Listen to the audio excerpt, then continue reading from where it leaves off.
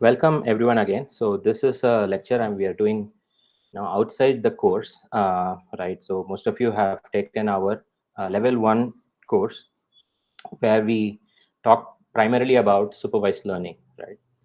We also covered the transformer architecture. We looked at LLMs, and then we did a bunch of lab exercises, especially if you're part of the longer version of the course. The rest of you had access to those videos. So we talked about RLHF, right, in module 7 when we got to how ChatGPT was made. So we got to it. So my lecture today is about a specific part of that called reinforcement learning with human feedback, RLHF. What is it? How do we do that? And then why is it really required, right? Everyone good?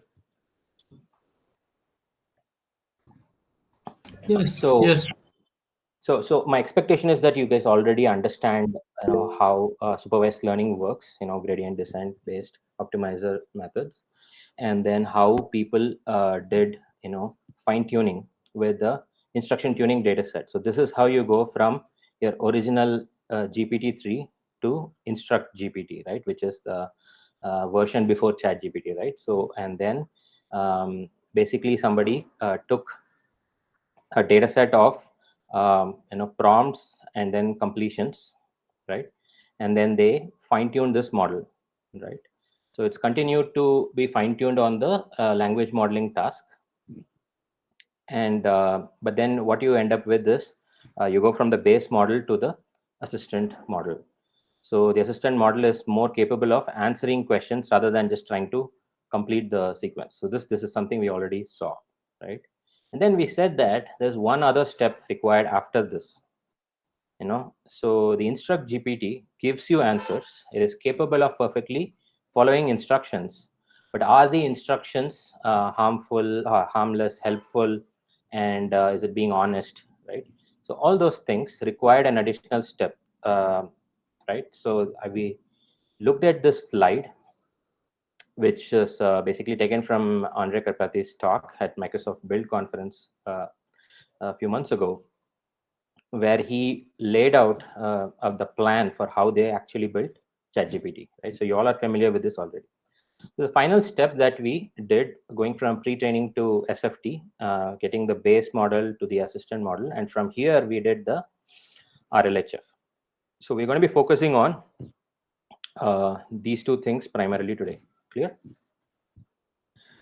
The When we looked at the course previously, we said that this is not the same as your typical LLM training. This is a whole different algorithm, right? This is a whole different way of looking at model training. So it requires two models. There's a reward model, right, which is basically just a binary classifier, right? Can anyone tell me what was the loss we used when we trained a binary classifier? Cross entropy. Cross Yeah, what entropy, kind of cross entropy in the binary? binary cross entropy. BC loss, right? And then you remember that what was the activation function we used at the final layer? Relu. So ReLU's in Sigmoid. the earlier layers, but in the use of sigmoid, right? So that goes from 0 to 1, right? So if you're not clear, so please go back to the logistic regression notebooks and the lecture.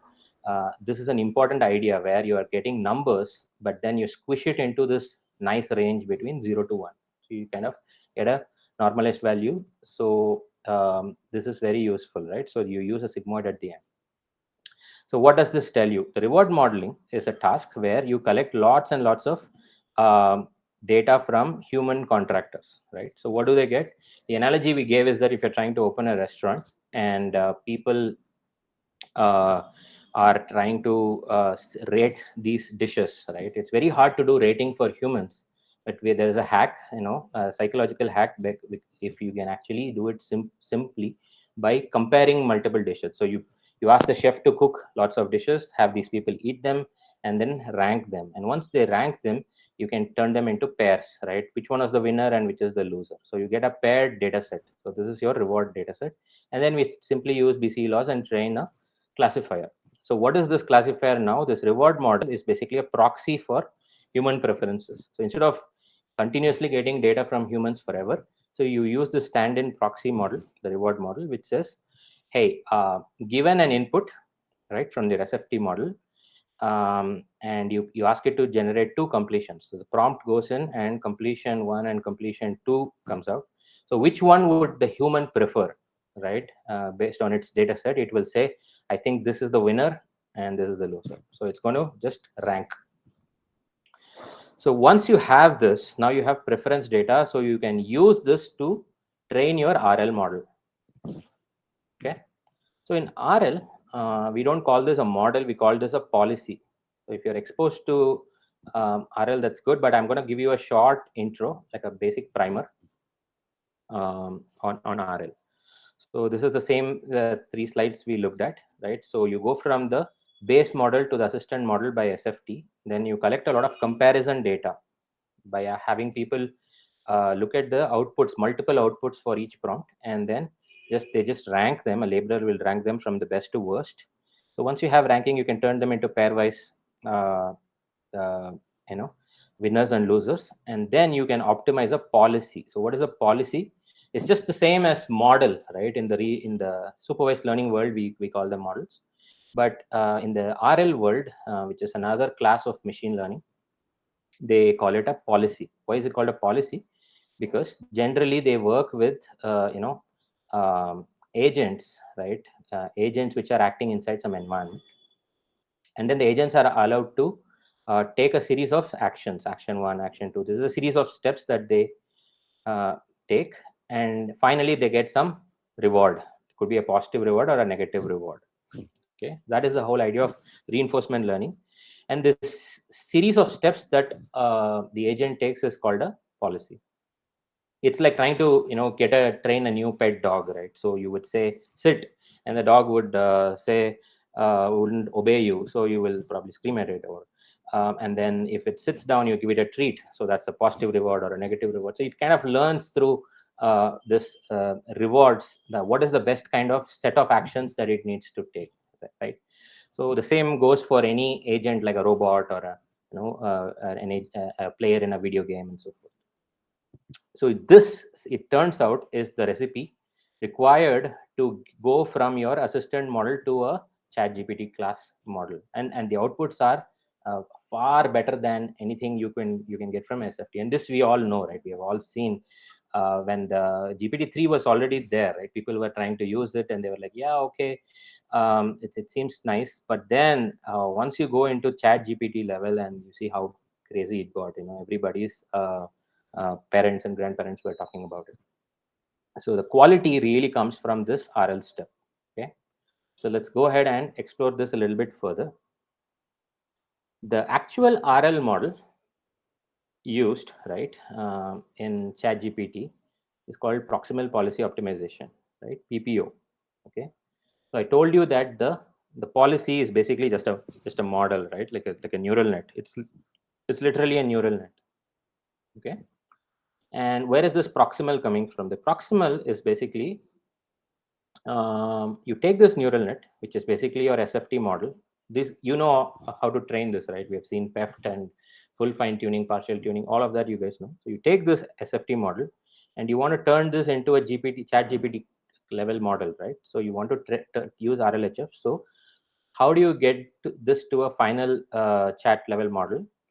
So you take this neural net and optimize, right? You continue to use gradient descent as usual, but then you don't let this model weights deviate too much away from what it has. Okay, so you keep it proximal, close, very close to its original model. Only then it will continue to answer the questions. You do very minor adjustments to its weights, and then it learns to not just answer questions but also answer those in a manner that humans might prefer, right? That's where the proximal comes in. Okay, so PPO is a type of RL algorithm developed by John Schulman, right? When he worked at, no, he's a co-founder of OpenAI. So he has built other policy optimization, policy gradient methods, at Berkeley. But then he co-founded OpenAI and was working in RL, and then he found out that you can use this method, which we will look into in a moment, to get even higher quality results by making tiny adjustments to your SFT model. Everyone good so far?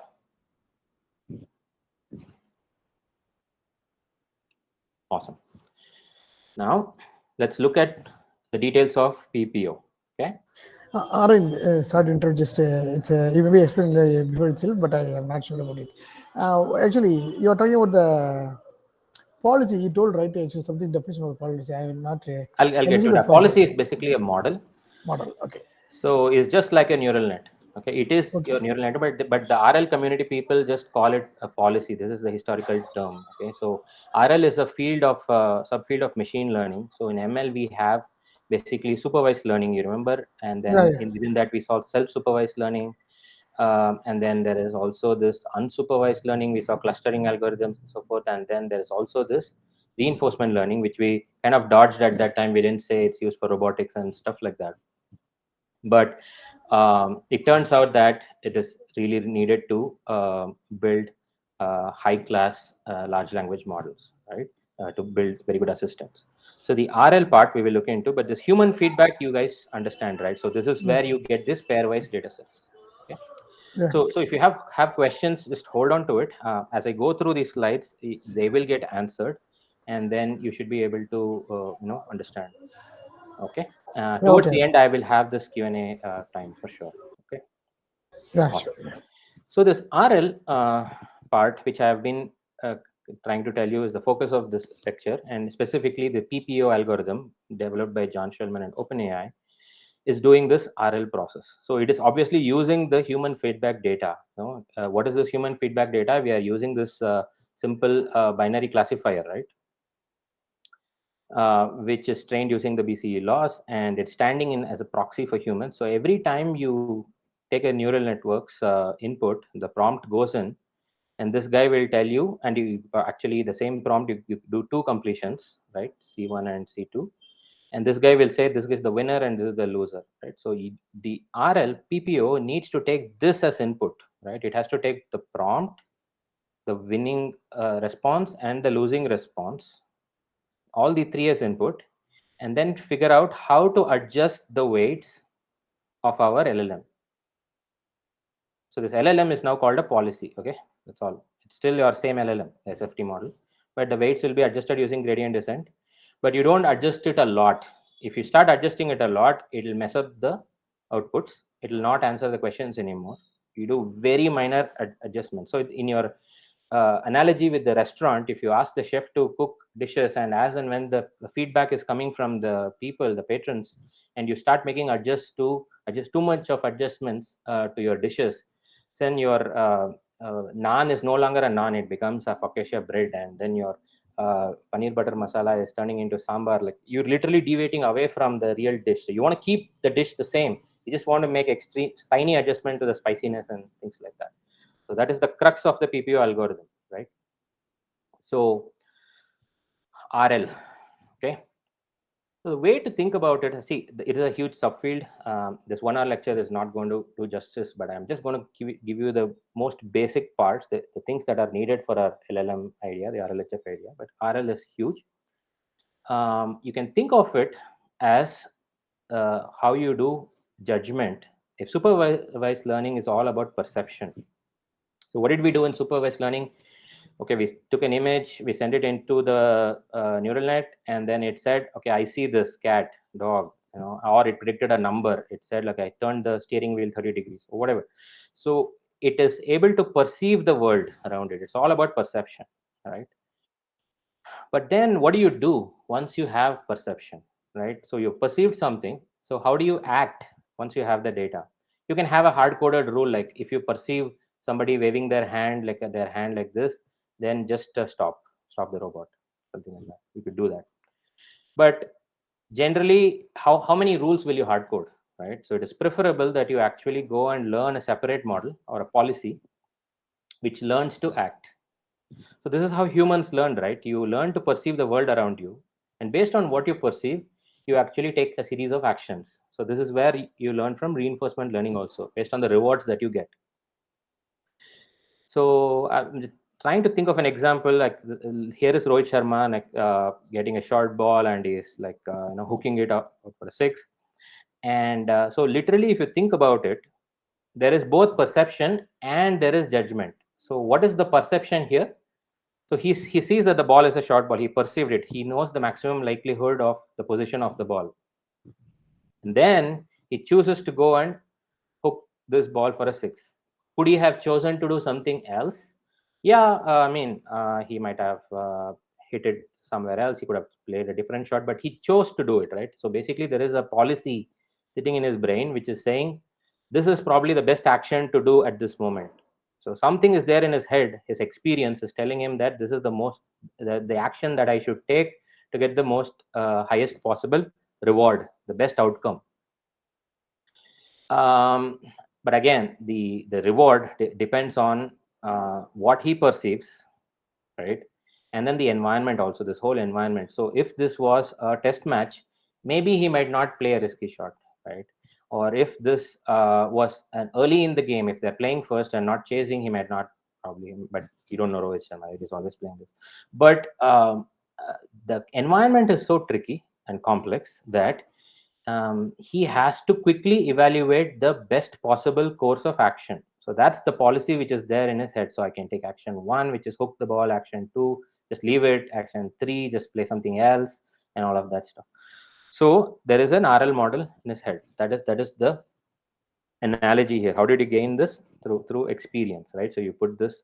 So we all learn this, right? How to act in the world. So how do you use this to train a language model? So we'll see. So supervised learning is extremely popular because we use this in it's easier to do perception, and you're not actually doing actions in the real world, mainly for safety reasons, right? So when we so you create virtual environments like games and have these autonomous agents learn to take action and maximize the reward. The reward is what they get from the environment. So if you see this robot, right? So here is this me who is gesturing to my robot, and then I'm saying it saw me gesture to come, to beckoning it. So and then it's choosing to go to me, and then constantly it's keeping me in the frame, and it's like trying to track me. And as I am watching this, it's trying to see, am I doing something else? It's constantly in this perception uh, judgment loop, right? So if I turn left, I swivel my chair, it tries to get closer so that it can keep me in the center of the frame. If I swivel the other side, you'll see the robot turn around slightly to face me so that I can stay in the middle of the frame. Watch my facial expressions, and if I put up my hand, it recognizes a stop. Do you see that? So if I do this, it said stop, right? And I put up my hand. So this is a thing that is widely useful in robotics, but not really a production grade system, right? How many people are building robots and video games? So it's not as popular in real world settings. So reinforcement learning is still new. But supervised learning is extremely popular. It works, and you collect your data, and you train your model. So that's why you see it commercially. So and that's the reason we taught that to you in the course, and then we are doing this as a separate lecture. So what do you need? You need an environment. No, the robot is in an environment, and then it is perceiving, right? It's perceiving the state. It gets to see what is the current state. It gets to see the current state, which could be in the form of pixels, audio input, whatever. It knows the state. And then the agent is basically taking that state, and then it's doing an action, right? It has several options. It can take an action 1, 2, 3, but it chooses to take an action based on what? Based on the policy, based on a policy which it has learned, right? So it learned a policy, and what it thinks will give it the best possible reward eventually is what it's trying to do. And who is giving the reward to the agent? So it turns out the environment has another guy sitting here called the value function. Okay, it could be another model, okay, another policy. So it's called a value function. It's just a function which takes in the potential action and potential set of actions and says, hey, this might be a high profile action, this might be a not so great action, this is definitely going to mess up the whole thing, so it's going to give you low rewards. So it's going to anticipate future rewards and it's going to discount them and give it to you. So this constant battle where you are taking actions in an environment and you're constantly observing the consequences of your action and then getting rewards from the environment is this idea of RL. Okay. All right. So one more example, right, before to really drive in the concept. So in RL, you are doing actions. Let's say I'm driving from office to the airport. You are given a series of steps, right? So what is giving me a maps application like Google Maps is giving me the steps. Let's say I'm at this junction and then I see perceive something, this traffic or whatever, and I have two options. Sometimes the map itself might be smart enough to say, hey, you have this alternate option, do you want to take it, you might save 2 minutes. How do you know you're going to save 2 minutes? You have not gone through it yet, right? It's just an anticipation that you might save. Only when you get to the airport, so you can say whether you actually save time or not. So this reward is not coming immediately. It's a future reward. You only get to see the reward at the end of the episode, right? So you don't get to see it upfront. So this is really a problem in RL because you have to really finish the whole episode and then see whether it led to overall a positive reward or a negative reward, right? And each time you take an action, at that time you might not know whether this is a good thing or not. As a human, you have a lot of self judgment built into it, like you have implicit rewards. You have a very good idea of, as soon as you hit a you make a turn and then you go hit traffic again, you're like, oh my god, I should not have done that, right? But your agent will not know that. It is expecting the maps to tell it, or the value function to do it for it. So the problem I'm trying to hint at is that the reward signal which comes really at the end, right? It's a very sparse reward. It's not very dense like in supervised learning. In supervised learning, every X is trained with a Y. Okay, so you're constantly getting rewards. You're getting feedback from your loss function saying, right, you can do better, you can do better, you can do better, until you start matching your Ys, right, with your Y hats. But in RL, you get sparse rewards, right? If you're lucky to finish the episode, then you might start training. But that's the nature of the game. So the sparse rewards are good, but when you get them, it's really insightful. Okay. So unlike in supervised learning, the reward that you get is is of a very specific kind. Okay. So what I mean is, let's say you're a student, right, and you're learning, some subject. You're learning geography, and you're studying, going through your book, and then you're trying to answer questions. Now, the supervised learning is a teacher which says, you got a few questions wrong in your test. It just says do better. Is that feedback? Yeah, it's feedback. And can you work with it? Yes. Gradient design knows perfectly how to adjust knobs with this kind of a feedback. Yeah? Gloss says minimize further. You can do better. But the RL feedback is very specific because it's based on the policy, right? It says that, oh, avoid this set of steps. It's giving you very specific feedback. Your question 5 was wrong. This part of the topic you have to learn correctly, right? So it is giving you very specific feedback. So it's very insightful. So you need that. So RL is giving you useful feedback, but it doesn't come very often. It is quite sparse.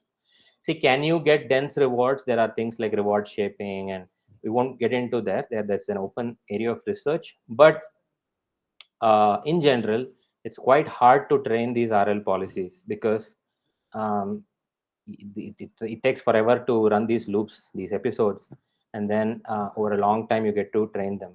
There's another challenge, right? You have to train not just the policy, the agent, like how to behave, which actions to take. You're not just training that. This value function also you have to learn. So the guy who is actually giving you the rewards, that also needs to be trained. So you're training two models. Remember our GAN, where we were trying to adversary fight. You should go back to that long form lecture where you see the problem where you are trying to learn two models simultaneously.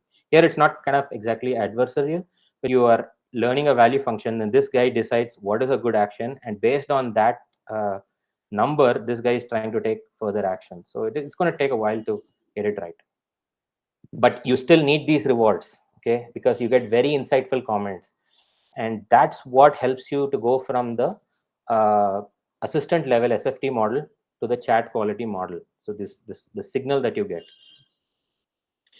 So there are a few other challenges, right? Should I continue exploring, randomly, or should I exploit the rules that I've already found? When your policy is learning, should I continue exploring, or should I exploit what I already know? Exploitation is basically like you found a way to score high numbers. The RL policy is all about I need to get a very high reward. So what should I do in a video game, right? This model might get into some kind of a reward hacking, right? You're playing the game, you're supposed to clear the level and go through the exit door, but this video game character is going and hitting these coins like Mario or something. It's just constantly collecting reward. It is one way to score high rewards. It has just figured it out and it's just doing that. It missed the whole objective of going to the through the exit door. So it's just reward. It's just doing that. It could lead to reward hacking. And the other challenge I told you is a sparse reward, and this whole credit assignment problem.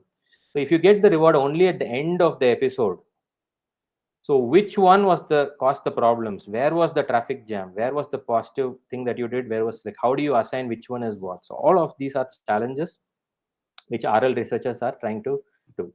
But somehow John Schulman, right, the CTO of chief architect of ChatGPT, figured out that you can take this PPO algorithm and apply it. So all you get is the as input is the prompt, the winning completion, and the losing completion, right? The preferred choice and the dispreferred choice. And you collect this huge data set, and then you start training the SFT model. So how do you train the SFT model? Through the PPO algorithm by gradient optimization. So basically, your policy is the same LLM, okay? So what do you have at the very top of the LLM? We used an activation function at the very end. Does anyone remember? Which gives you the probabilities.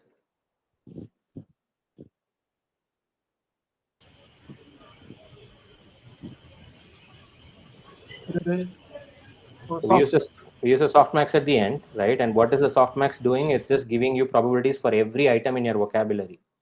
So now what is your job? You are supposed to take um, some of these words and give them lower priority, like lower probability, and bump up the probability for the based on the preferred tokens that you get from the human labels, right? So you're going to change this. So you remove this whole thing and put a linear layer and train the reward model. And using that, you go ahead and optimize your softmax. So basically, you make a copy of your LLM. One is trained as a reward model. The other one is trained with a softmax. So that's your value function and your policy. So trying to fight, let them fight between each other and learn together is pretty much the crux of PPO. And see, I will also point you to this lecture, right? Professor Jörg Goldberg, I think a computer science, well-reputed computer science professor from Israel.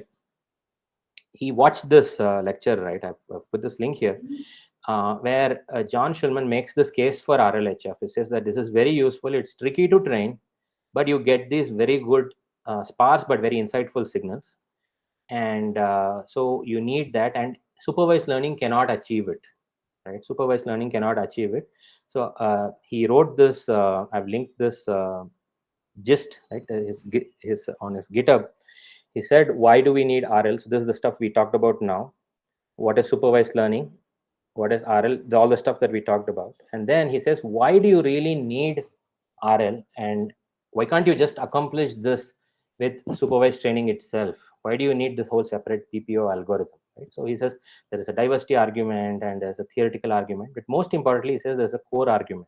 Okay, the core argument goes like this. So he says that when you're training your model, and let's say your model doesn't have information about a particular topic, this is new, right? You've just given it an SFT data set on, let's say, biology, and you're asking it to answer the question.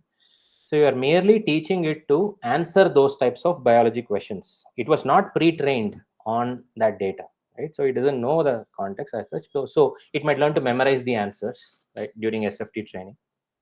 But your reward says that you have to answer. You're teaching it this form of question answering, and it is supposed to provide an answer. If it really didn't have the actual knowledge required to answer the question, you're teaching it to lie, right? So you're basically telling the model that you're encouraging it to lie, and that's where your hallucinations come from, right? So SFT is not going to solve this for you. So you need to use RL, which says that no, no, no, that's not a correct answer. So you give a very explicit negative reward and say, yeah, you can't answer this way. So the negative reward which comes from RL is really important. This is a nuanced argument. I'd encourage you to watch that John Schulman's lecture and read this wonderful article that he wrote. And there are things like, when to say, how to teach a model to say I don't know, right? So maybe if you train a model in SFT, you fill your data set with some questions, and in the completion you would say I don't know, I don't know, I don't know. So you're not literally telling the model to say I don't know, you're just teaching it that it is okay to say I don't know, right? It learns that behavior. But what if it reward hacks and just keeps saying I don't know for everything? Or what if it simply learns to withhold information? What if it actually knows and chooses to say? So all of those challenges exist. So RL is basically the solution. Okay. So this is the PPO algorithm. It looks tricky, but let's just quickly break it down, right? So the idea is you're still doing a k-steps mini batch, same stochastic gradient descent, same Adam optimizer, all of that is same. But what you do is you try to get a good reward, a good high reward, right? You try to maximize your reward, and this A stands for an advantage that you know. So this is like your if I take an action now, right, is it going to put me at an advantage or a disadvantage later on as I complete this thing? So you're predicting token after token. You get to see whether an anticipation of rewards to see whether it is going to maximize my reward or not. So you want a high number here, right? So you want a good reward, a policy that gives you a high reward. The policy usually is represented by the letter pi. Okay, if you say anywhere you see pi, it means it's a policy, which is basically your LLM. Okay, and theta is the parameter. So you are optimizing it to get high rewards. But what is this minimum doing here? Minimum of this and this clip. So what is this clip? Basically, they say I have a clipped objective. So I'm going to get high rewards, but I'm going to clip it on either side. So if this is a high reward, I'm going to clip it on both either sides and put guardrails. If you go bowling, right, you have guardrails. Or if you're teaching a child to ride a bicycle, you put the training wheels on either side of the main wheel, right? So what does it do? It stops you from going too far on either side. So this clipping is basically trying to put guardrails 1 minus epsilon and 1 plus epsilon on either side of the same reward. So if you do that, you are getting rewards, but you are forcing it not to cheat, right? It will stay within the boundary. This is where the proximal comes in. You are changing the LLM using gradient descent as usual, but you are making only tiny adjustment. You have forced this clipping objective, this guardrails, and that doesn't let you do big changes to your model. Is that clear? That is the crux of PPO. Awesome. But here's the catch, right? So you do this PPO stuff, okay, and you with this clipping objective. That's good. Is this sufficient? Maybe not. Okay. So what is this reward it is actually learning? Is it really learning something that is actually learning to maximize the reward in the right way, right? So they also propose that you do an extra step called KL divergence. Some of you might have heard of this term. We didn't really cover this in detail in the previous course, but there's something called the KL divergence. Okay, so pay attention. It looks like complex math, but the idea is very simple, right? So you have a pi here and a pi here. So we know this is your LLM that you're training, the theta that you're optimizing with gradient descent. And what is this old? This is your SFT model. So you're taking your current LLM that you are training, and then you have the previous SFT model, right? So this is going to softmax is going to give some probabilities. This is going to give some probabilities. Basically, given a state, it's trying to take an action, right? What is that action? Predicting the next word, right?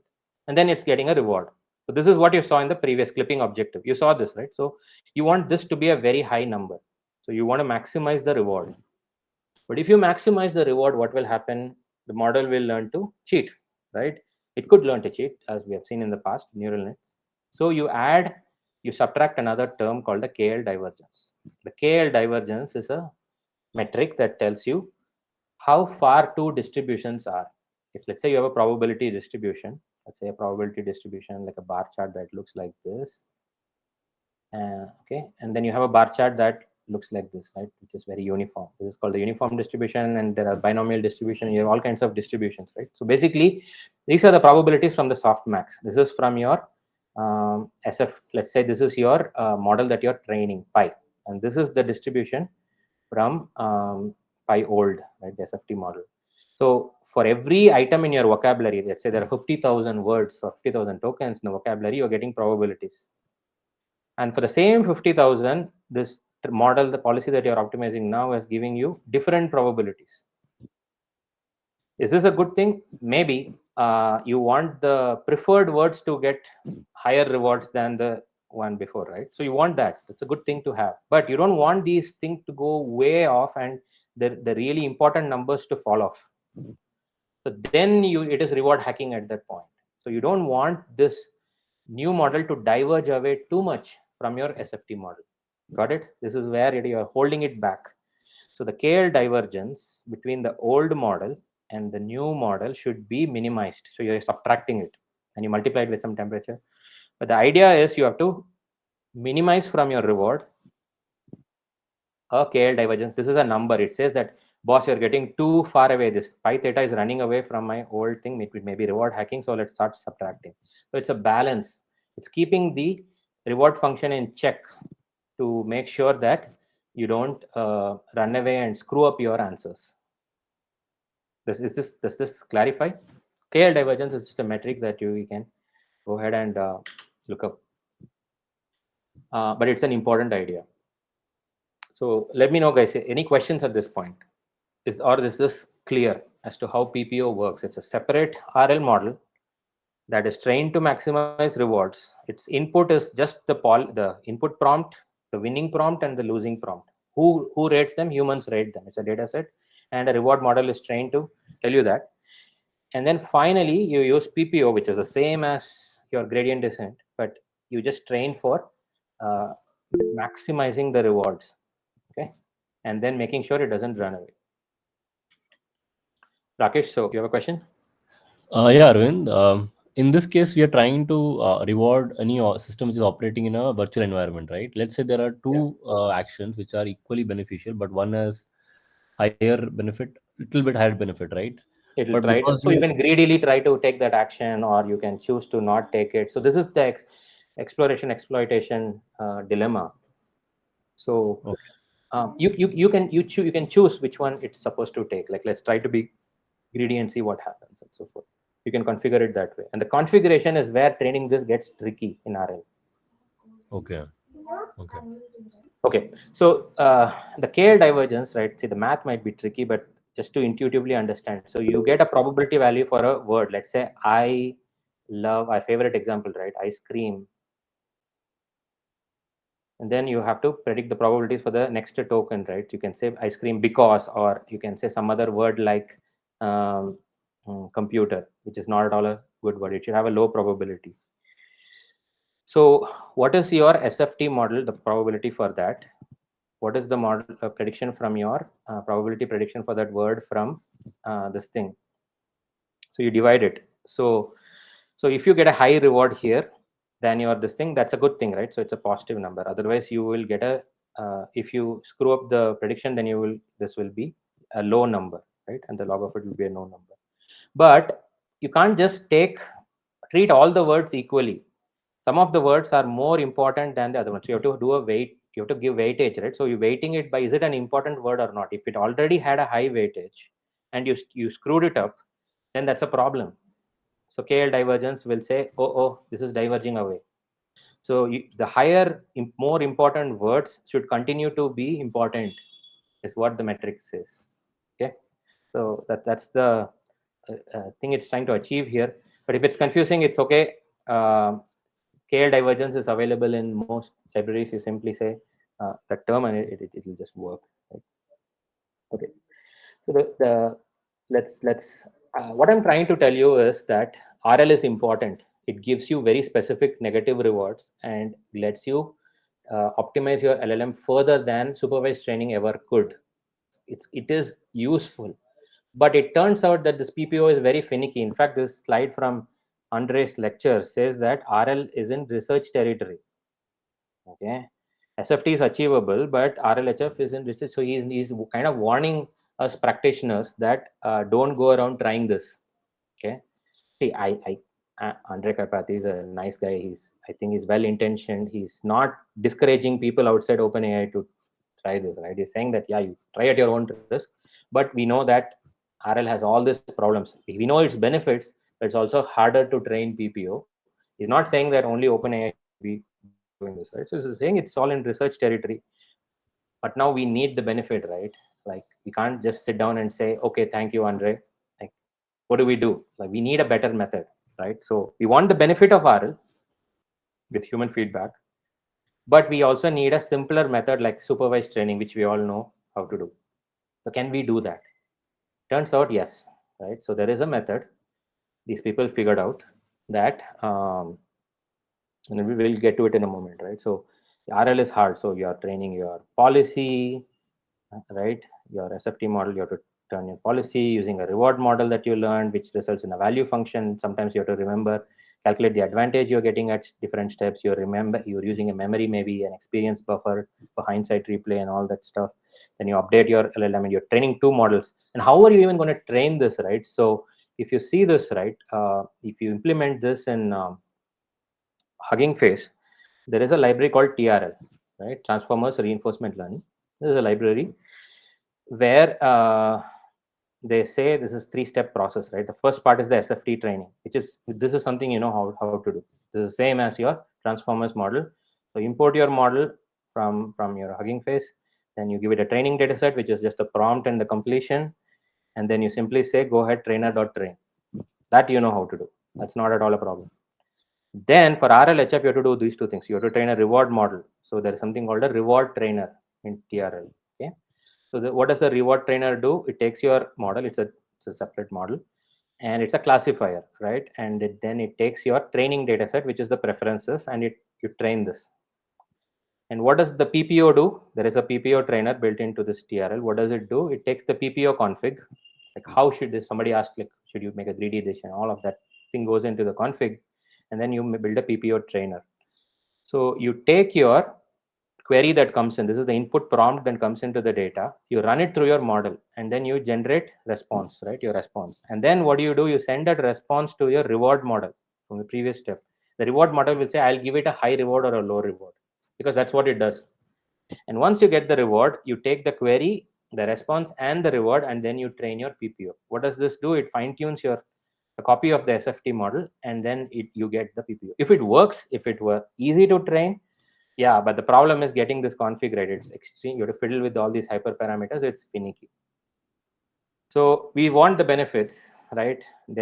People have shown that even with a small model, you can match the win rate of a 175 billion, which is your original ChatGPT.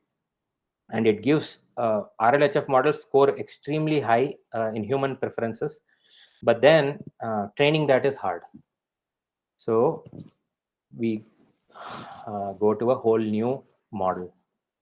So what I'm going to tell you in the next 20 minutes or so is this new thing that people at Stanford have worked on called direct preference optimization, which is an alternative to PPO. This is another way to do RLHF. Okay. So you want the sparse yet insightful rewards from RL, which SFT could not give you. SFT is simply saying do better, do better, do better. That's fine to a level, but then RL gives you very specific feedback. You want that, but then you don't want to train an RL algorithm and optimize policies. You just want to do simple gradient descent, right? Like as usual, SFT you want to do. So can you get the benefits of RL in SFT? That's called DPO. So this is a Stanford paper that came out a few months ago. So we're going to look at it. Okay. Before we do that, any questions, confusion? Are you guys able to follow along so far? I'm not going too deep into every single thing, but in a nutshell, you have to get the gist of what's the amazing thing that we gain from RL, but how, and we're going to look at an alternate method to achieve it. Okay.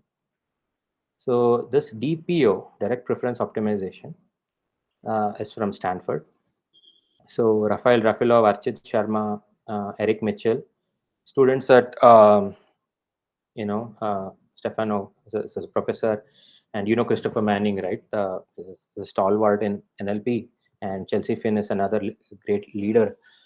So at their lab, they figured out a way that you can actually figure out how to do RL, to get the gains of RL, but not do PPO, right? So basically, how do you directly use your simple SFT training to get the benefits? It's actually a far simpler method.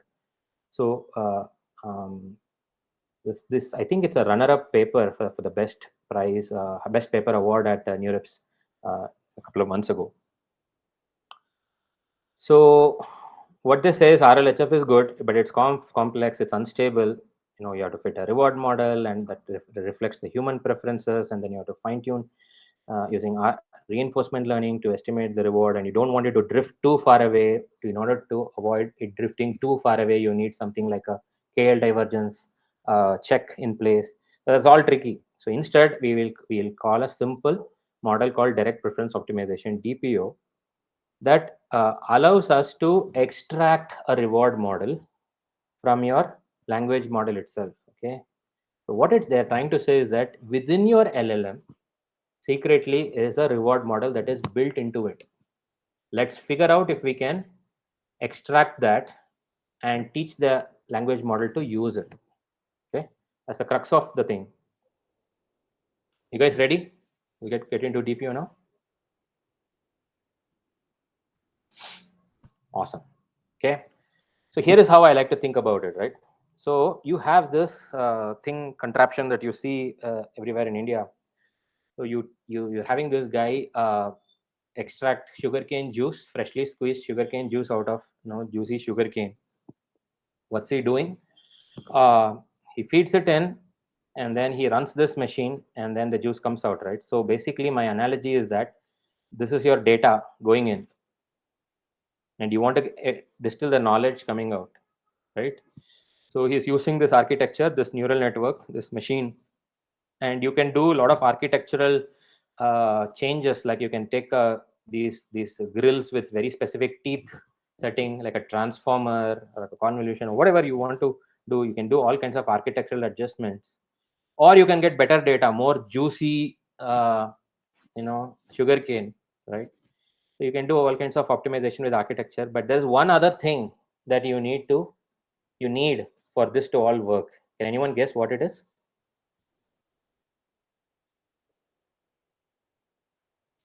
Human. Take it. You need the human, like, so the process has to run, gradient descent has to keep running, that is for sure. There's one other thing which requires us to extract the maximum juice out of this sugar cane. What could that be? Repetition. So this knob, right? This knob is turning. This knob, if he turns it, these crushing wheels get very close to each other. No matter what sugarcane he uses, or what kind of strong metallic wheels he uses, if he doesn't tighten these knobs, the data is simply going to pass through, and this is not going to extract any much of the juice. So you need to really tighten this knob. So this is your loss function. Okay, you need a very good loss function. We are working with cross entropy loss, which does a decent job. It extracts a lot of juice, but it stops producing value after some point. Okay, you after SFT level, it stops extracting juice. You want it to squeeze it even more. That's why the RL was used. Okay, because that has got extremely good negative rewards. It's saying, like, you can do some more, there's more juice, bring it, right? How is this? So if we figure out a better loss function than cross entropy, then maybe we can extract more juice out of our LLM. That's the analogy here. Okay, so what is that loss function? Does it exist, right? So that's what these guys from Stanford, Archit Sharma and Eric Mitchell, and these friends, Rafael, go and try to figure out. Okay, you guys, we start with a loss function. Okay, Try to keep up, please. So first thing you want is something which is there in history, right, in literature. So we can go look at this Bradley-Terry model. Okay, so they go and find some model. So you need to build a loss function. You need some template, right, based on which you want to build. So they find some Bradley-Terry model. So from Ralph Bradley and Milton Terry from 1952. Okay, so this is a fairly standard thing. And what does it do? It's a probability model, which is used to model the pairwise out comparison. That is great. Pairwise comparison is what we have. We have the winning completion and a losing completion, right? So given an LLM prompt, you have to, you ask it to, you run the forward pass twice, you get two outputs. So you have to pick a winner and a loser. A human will already do that for you, right? It says, I prefer this over that. So once you have these pairwise preferences, so you can use the Bradley-Terry model. You can simply take the probability of the winning guy by the probability of the sum, and that gives you a reward, which is great. The moment you can take a probability of a winner and a loser, you can compute a reward which says how much one is preferred over the other. Fantastic. That's a good starting point. If you have a scoring rule like this, you can begin to turn that into a loss function. How do you turn that into a loss function? So you calculate the reward for the winner, calculate the reward for the loser, right? So basically this is, you're getting the probabilities, you subtract them, and then run it through some function like log sigmoid, the ones which we are familiar with. So what does this mean? If you have a model that gives a very high reward to the winning answer, the choice the human preferred, and then a low number to something the human dispreferred, the losing answer, then you will end up with a good number and your reward difference is pretty good. And that can be your loss, right? You can try to maximize that. So if generally we minimize, so you can put a minus sign. So you always do minus and then multiply by -1 and start minimizing. So now gradient descent knows what to do. You guys clear? We have a template function from history from 1952, which says that, hey, anytime you have pairwise data where humans prefer one thing over another, you can plug this in and turn it into a loss function. So we have a good starting point. Everyone good so far? Thumbs up.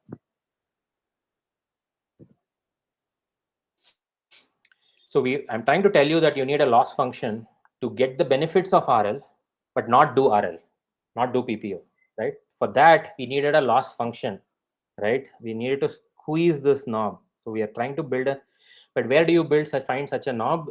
Okay, so you go back and find out. So what does this Bradley-Terry model do? You can take any preferences. This is not for LLMs alone, okay? This is general purpose.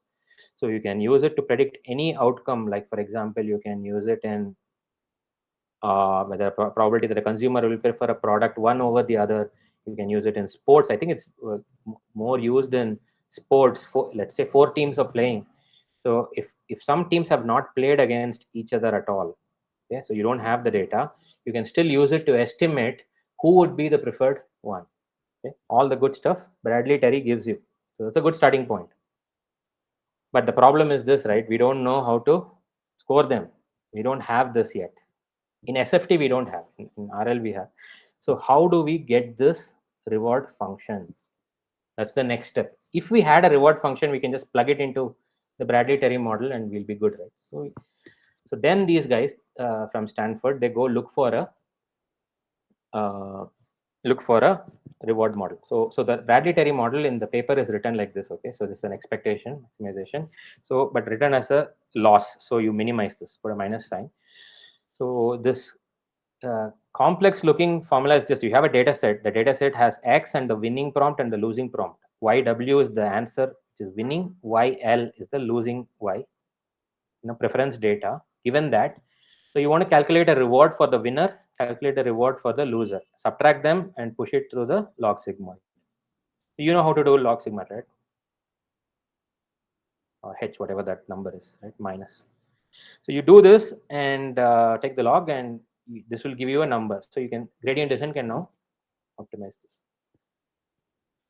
So DPO is something where we want to go and do RLHF in a simple way. What do we want to do? We want to do this RLHF objective. This we already saw, right? This is what PPO. So get something that maximizes the rewards, but also make sure it doesn't diverge away from the original model, KL divergence. This is our objective. This is what we want. We want to do this, but when in supervised learning. So we started off by making a loss function using something called the Bradley-Terry loss, which is a general purpose loss term. So this is where we are. So now we will go and look at rewards. Okay. Okay. So there is something called a closed form solution. Okay. What is a closed form solution? Is something where it is a hypothetical mathematical formula which says that something is possible. It may not be really computable, but something is possible. So, like for example, if you want to directly solve for the roots of an equation, you would just directly solve for the roots, like with the Newton-Raphson method or something like that, right? You can try to come up with a formula, and it already exists. And the DPO paper also, these guys cite for previous papers. This is not something they invented. They just went and looked at the previous work, and they cite 4 papers that shows that there is such a solution where you can find an optimal policy, right? So there is a relationship that you can find between an optimal policy. What is an optimal policy? This is the LLM that you are training, right? You can train a very good LLM and get the rewards if you have a reference policy. What's the reference policy? This is where you start from, right? This is the same LLM, the old one, right? The generally noted by the pi old and the pi theta. So if you have an old model which gives very good predictions, which starts answering the questions, and you have an high assigned reward, right, for a given sequence, because you're not just doing it for tokens, okay? You're doing it for the whole sequence of tokens. This is the preferred response. This is the dispreferred response. This is the preferred one, or the winner, the loser. Between these two, so it needs to, if you figure out a way to do this high reward, then you can achieve an optimal policy. However, there is a catch. You have to normalize the data. You have to divide it by a normalization constant. You would understand normalization, right? And we did MNIST, we divided all the digits by 255. Why? Because it puts it in the nice 0 to 1 range. The outputs, we do softmax. Remember, all these numbers come in and you put it through a softmax. What does it do? It gives you probability. So one of them will have a high value, or no, one or two of them. And if you add them all up, you will get 1.0. You turn numbers into probabilities, right? This normalization you want to do. But the problem is, guys, softmax does normalization, right? It looks at all your tokens and normalizes. For a token, you can compute this. But how do you compute it for a sequence? Just think about what I'm trying to tell you here. This is the sum of all the rewards for all possible sequences. Your vocabulary has 50,000 tokens. How many sequences can you make with them? Permutations, combinations? It's not infinite. It's still a large number. And for every single one of them, you have to compute the reward, add them all up. It will be some huge number, okay? Some number, right? And then you divide it by the denominator. Then you get an optimal policy. So this part, this normalization value called Z, the partition function, is intractable. You can't compute this. But mathematicians have it easy, right? They'll simply say, hey, it's a closed form solution. You engineers figure it out. But if you were able to compute the rewards for all possible sequences, then you can easily say for a given input, here is the reward and this is the optimal policy for that reward. That's the problem now. We're stuck with something called, which theoretically exists, but is extremely hard to compute. Now, why is this useful? Why do they have to reward? One way to think about it is, let's say you have a sequence. Let's say we have a sequence of tokens. Let's say I love ice cream. That is one sequence. Okay. And another sequence is I love ice cream so much. Okay. That is another. So what do? One sequence is longer than the other, right? one of they convey the same meaning. One says I love ice cream, and the other one says I love ice cream so much. It's having the same meaning, and just because it has got additional tokens, and you have to consider its probabilities and multiply them all up. Actually, it's log prob, so you'll add them up. So the problem is it starts treating this unfairly, right? So you got to consider all possible sequences, and when you divide by them, then you start getting the optimal policy. Okay, so if this is tricky, ignore that for now. Just what I'm trying to tell you is that there is such a formula that given a reference pi, you take an input and gives you completion. There is a reference model, your SFT model. You can just multiply it by your reward, right? Some reward function that you have, then you should be able to get a form. The problem is the z term which is there below. Okay, and this slide I'm stealing from Eric Mitchell, one of the authors from the paper who produced these fantastic annotated slides. Here is this lecture, YouTube lecture that I've linked. Definitely watch it after this. I'm giving you only a starting point. To deeply understand this, you should listen to his lecture. Okay, so what he's saying is there is a closed form policy, there is a mathematical formulation. Unfortunately, the z term at the bottom, which is a sum of all y's, all sequences, is intractable. You can't compute this. But what if you could? What if you could, right? So what these guys do is they say, just like in softmax, right? So for a token, you take the probability and divide it by the all probabilities, so you get. So this is the whole thing, but z is a problem. So you guys still with me? I know the math is maybe getting a little bit heavy, but we look at the code. Okay, the idea is we want the benefit of RL, the sparse rewards, but insightful rewards. But in SFT, so you need a good loss function. So we went and looked at the textbook and said, let's take Bradley-Terry loss, which is great. If only you could substitute something in the Bradley-Terry loss, let's go and find a closed form optimal policy, right? Closed form policy. But this z term, we are stuck with this z term. Okay. So these guys, Archit Sharma and his friends, figure out like, you know what, let's start messing with this formula. Okay, let's do basic algebra. So this pi star is your optimal policy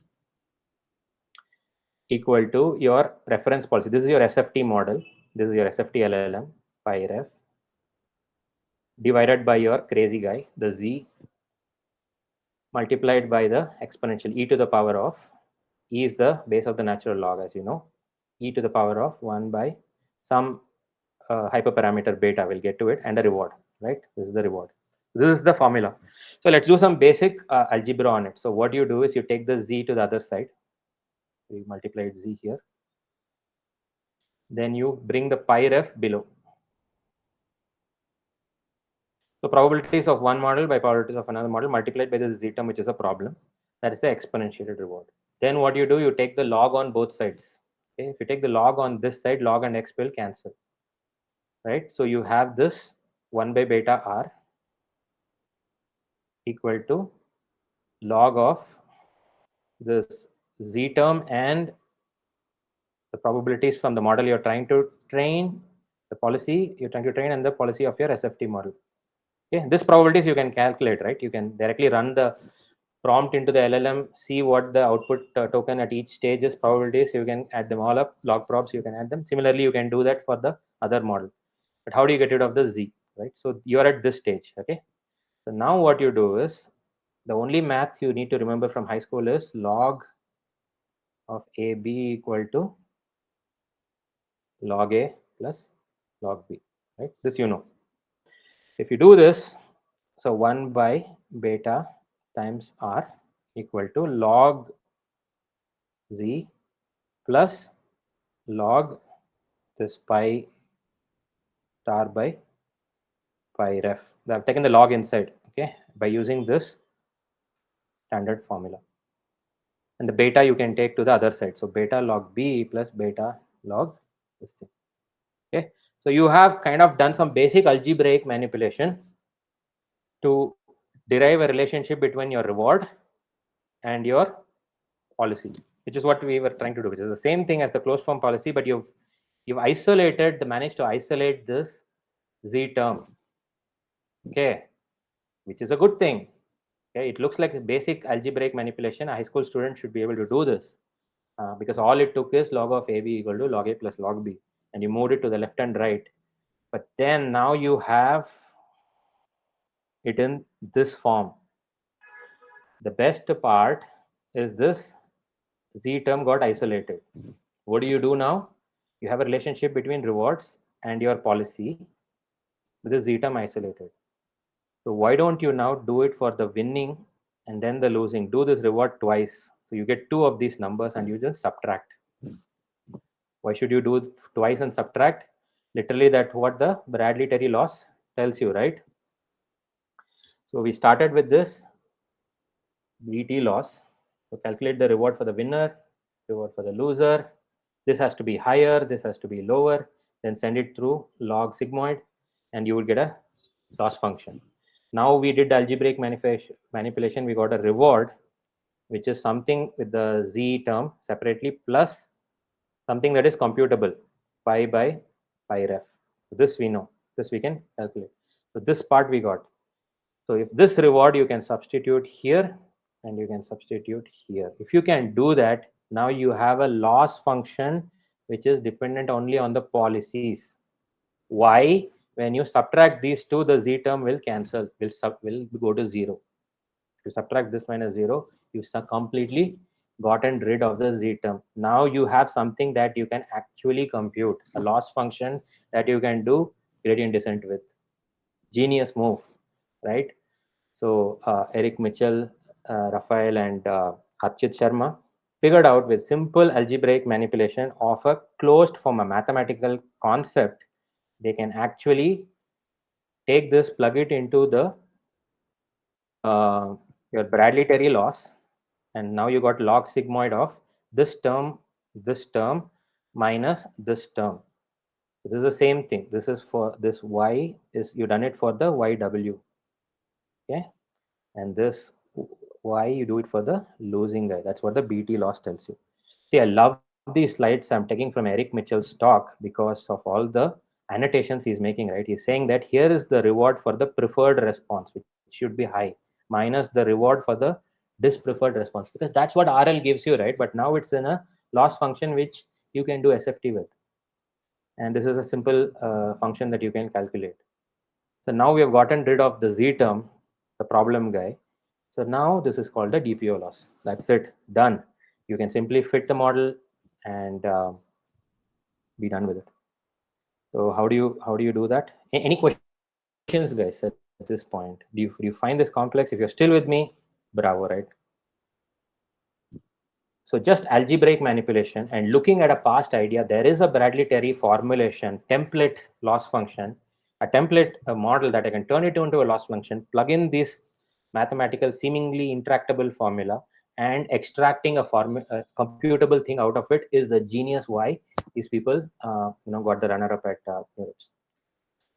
Okay, so if you want to quickly now look at but you might still challenge me, right? I'm just telling you that the benefits of RL will come here. If some of you might still be skeptical and say, how is the benefit of RL actually coming here? Where is the KL divergence? You didn't do any of this. You're probably cheating. So here is the main slide, right? So this is where Archit Sharma goes and says, you have a loss function, you're going to do gradient descent, knob adjustment on it. So if you do the DPO loss gradient on with respect to each of your weights, the theta, the parameters of your LLM.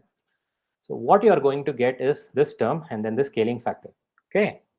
So this part is easy to understand, right? So this is the for your pi. Pi is basically your model you're training, and the for the winning loss, winning reward, and the YL is for the losing thing. So this has to be higher. So something minus something. Whenever you see something, a number minus another number, you see the first one should be higher, the next one should be lower. Only then this will result in a big number. Am I right? So you want the model is basically trying to, by making this higher, when you use this as a loss function, the model is trying to increase the likelihood of the preferred guys, the winning guys, and decrease the probabilities of the dispreferred guys, which is fine. which is what your SFT used to do. But look at the scaling factor that comes for free with this. The scaling factor, what it does is, this is the other way, the losing minus the winner. You see this? When you do the reward estimation, it's trying to say for every particular example, right? You give a prompt and you get a winning completion and a losing completion. So I want to scale it by the reward from the loss. What is the reward from the losing guy? That's where you made mistakes. That's where your model is making mistakes. This is your teacher pointing out the mistakes, and it wants it to be high. And this is it wants it to be lower than this. What is this? Is the winning completion. So if you are getting some answers right, if you're writing winning preferential answers that the human would prefer, that's good, that's fine, that is all good, keep doing it. But I am going to focus more on the mistakes that you're going to do. I want to punish, give you numbers, rewards for the losing completions. This model is more intent on fixing the mistakes rather than rewarding the winning completions. And if you do winning completions a lot more, if you try to reward hack, and just start putting those tokens, maybe you learn to say, I don't know, for every single thing you say, then reward hacking, you keep doing it, then what it will do, if you get a high reward here, you will subtract that. This will automatically get punished more. This is an implicit KL divergence built into it. It will make sure that the model doesn't stray away from the reference model. You see the beauty of it? All the benefits of RL, like getting very good negative feedback and making sure it doesn't stray away from the thing, is implicitly built into this genius formulation. So elegant, right? Looking like a wow. That's the thing I see, right, when I look at it, which is phenomenal. So the first time I saw this, I was gasping, like this is a genius formulation just by doing basic algebraic manipulation. So if you see, I remember reading this, Andrew Ng, right, he wrote on Twitter, DPO, right? So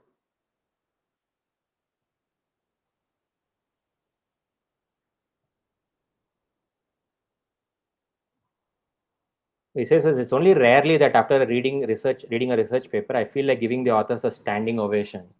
I feel that way after finishing the DPO paper by Raphael, Archit Sharma, and Eric Mitchell, these professors. Such a beautiful paper. It proposes an alternative to RLHF for aligning the language model to human preferences. It's such a key technique. You want all the benefits of RLHF, but it's also very finicky to the choice of hyperparameter, your config in your TRL library. It's very hard. So what do? You simplify the whole thing using DPO with clever mathematical insight. They found a specific reward function. What is that? The Bradley-Terry loss. And then they plugged in your reward function with basic algebra. They figured out you can train the LLM to directly optimize the LLM itself. You don't need a separate value function LLM. You don't need a separate thing. You don't have to train them together. All that mess is gone. More higher powered knob has been fit on the sugarcane machine. You squeeze it more to get that extra juice out. Right? That's how I see it. So you see this, you feel like giving a standing ovation to these people. That's how I felt too. And what does Archit Sharma say when he looks at this tweet? Andrew Ng's face is teary-eyed, right? Of course, he's going to be happy. And then, see, I also saw, this is funny, right? So Archit Sharma actually goes and meets John Schulman and says, settling the debate on DPO versus PPO. it's pretty, boss move on this guy, which is pretty cool. I'm sure it's all fun. So, yeah, when you look at this paper, right, I've given you this idea as to how to do this. You have this preference data. You get the label and you keep jumping between the model and the policy. Each time you have to sample and go back and forth, which is all a mess. So but you still want this. So what you do is you directly build a DPO loss function and train. That's the cool idea. So the math should get simpler if you understood the ideas behind this, like the Bradley-Terry loss and all of the BT model and all these things. So, and please watch Eric's lecture that I have linked.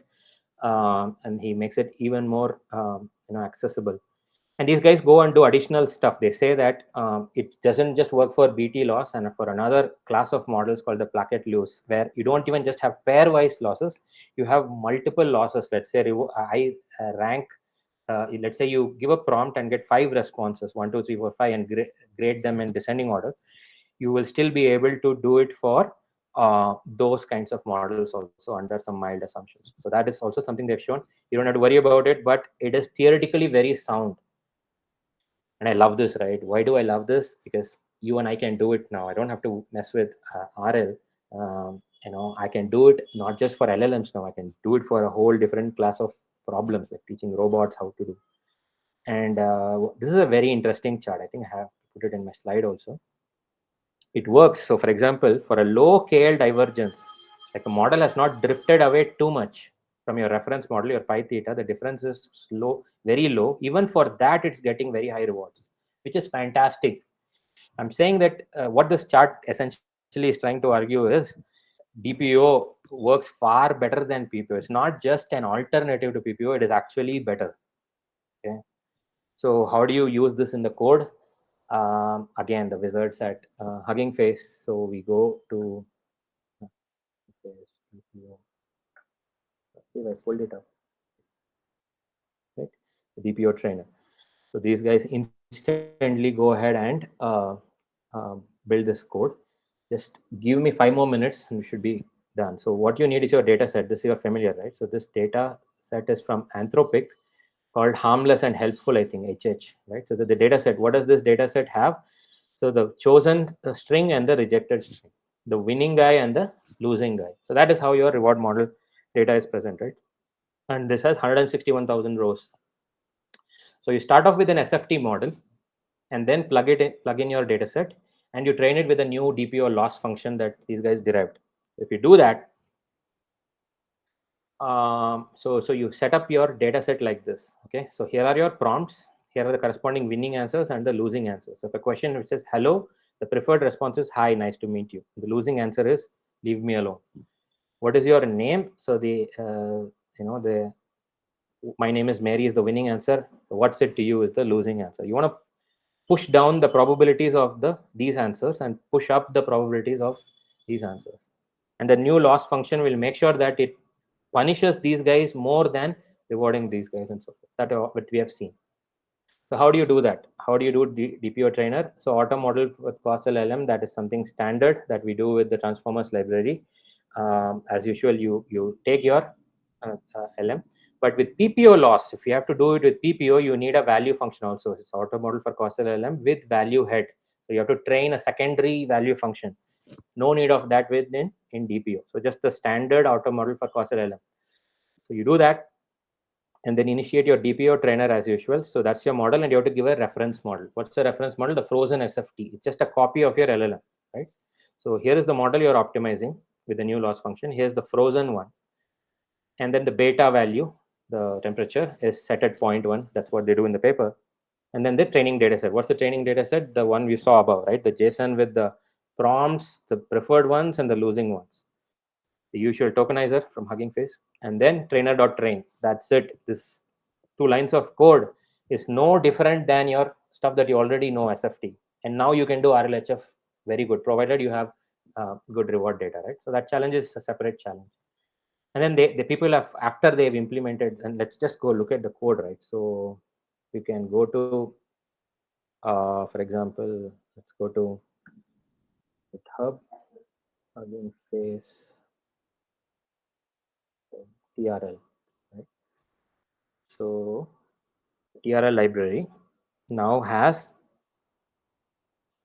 the DPO trainer also. Okay. So the DPO trainer now will implement the DPO loss, right?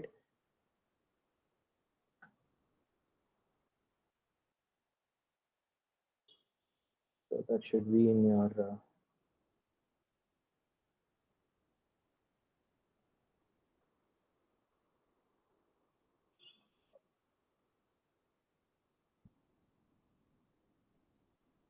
where is it? Okay. So loss type is this. So let's look for the sigmoid, which is what we want in Bradley Terry, right? Yeah. This is your DPO loss, right? So the DPO loss here is basically what we saw in math form, right? This is the chosen answer, log probabilities. How do you get it? You run the forward pass, you get the log probabilities. How do you get it for the rejected? You take the rejected response at every token, you get the reject probabilities. That is easy, forward pass of the model. So you do it for the pi policy. This is for the policy that you do. This is the pi. Similarly, for the reference, the frozen model, you do the same chosen and the rejected, right? So for the winner and the loser, you can do pi by pi ref. You can just divide this number by this number and the rejected this one. And then you just subtract each other and then log sigmoid, right? That's it. That's the Bradley Terry. So 4 lines of code, right? So you take these two, do the ratios, subtract from each other. So for the pi policy, you get the ratios. For the reference policy, you get the ratios by subtracting. Why do you subtract? Log a by b is log a minus log b, right? So, and then turn them into your acceleration, you put it on the GPU. And if it is sigmoid, which is your Bradley Terry loss, then you do the log sigmoid as usual. Then minimize the loss, minus. That's it, guys. So this is the simple 4 lines of code of all the mess of PPO goes away. And you simply implement DPO loss and you train. Okay. There are other ways to do it. You don't have to do Bradley Terry. There's something called the Kahneman-Tversky loss. Daniel Kahneman, if you know, the Nobel laureate who talks about fast and slow learning and all that stuff. So there's another way to look at human preferences. He's a psychologist, right? So they formulated something called loss aversion theory back in the 90s, if I remember right. And then you can use that kind of a loss and so forth. There are many ways to formulate this. So it's already getting better. The wizards at Hugging Face. And sometimes I look at the, Eunice Belcada is the guy who writes these things, and his GitHub contribution is so green. It's greener than the Amazon rainforest. It should be probably half my age, but like I am blown away by the contributions they generously make, which is amazing. Here is this university who's taking theoretical ideas and giving it and publishing these papers, and the open source community is uh, uh, turning that into code and releasing it out so that you and I can quickly do model.fit and model.predict, right? So which is amazing. So greatly admire. So this is in a way of them fighting back against OpenAI, saying this is all tricky, this is in research level.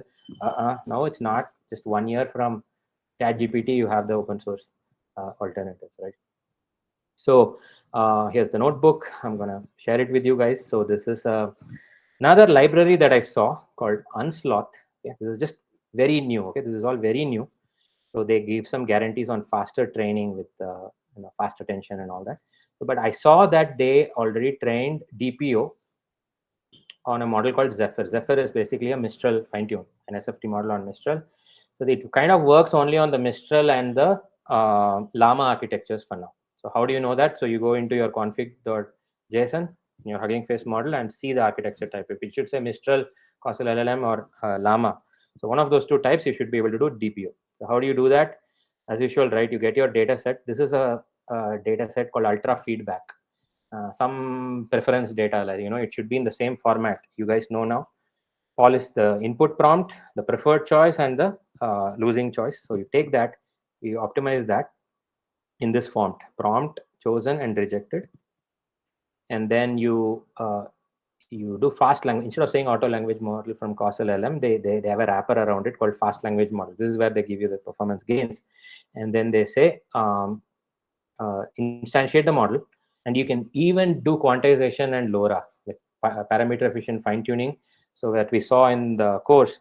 So it's still applicable because you're in SFT zone, right? You can only get away with tuning a small set of parameters. So all that becomes available to you. So you pick a LoRa rank. Here they picked rank 64. All this stuff you guys already know, right? So you can simply do a patched DPO trainer, which is what you, and all your arguments are from the same thing as weight decay. Set the beta to 0.1. What's the beta? That's the DPO loss. just like in the paper. Your model is basically your continuation of your SFT model. And why did they put the SFT reference model to none? So that's a trick. So you are holding the weights in the memory, right? You're holding the basically the LoRa weights adapters in your memory, that matrix. So should you keep a copy of it, you have to keep one for the reference and one for this thing, and Hugging Face will do all the switching behind the scenes for you when it's doing the forward pass, right? But calculating the loss is the main thing here, right? And then you do trainer.train as usual. You get the rewards for the winner, the loser. Then you can calculate accuracies, margins, all the good stuff. So try it out, guys. So run this. You can do RLHF. So there are many ways you can get reward, pairwise ranked rewards. Like for example, you take a data set from Stack Exchange or Stack Overflow, where for a given question there is always a top ranked answer and a second top ranked answer. So you can turn that into a human preference data set. So you can take Reddit or whatever forums, wherever people rank something one above the answer, where there are multiple answers like Quora or whatever, and look at all the data, terms and conditions before you use the data set. But as long as you have the data set, simply instantiate it this way. You can even do full fine-tuning parameter PEF model as usual, and build your thing. So that's it, guys. DPO. So if you understood this and see the value in this, you are among a small fraction of people in the world who not just see what's coming in RLHF, but also know how to do it yourself, right? Like huge thanks to the authors of the paper, the open source community, so that you and I can literally use it tomorrow morning in our work, right? Fantastic stuff. So thanks everyone for bearing with me. I hope this was not a big monologue, but actually useful to you guys. So I went a little bit over time, but I'll take a minute break here. Okay. And like I said, we will take your questions. Okay. So we'll take a pause and answer your questions.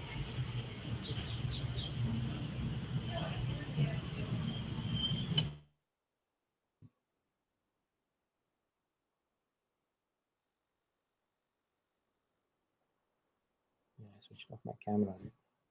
Okay.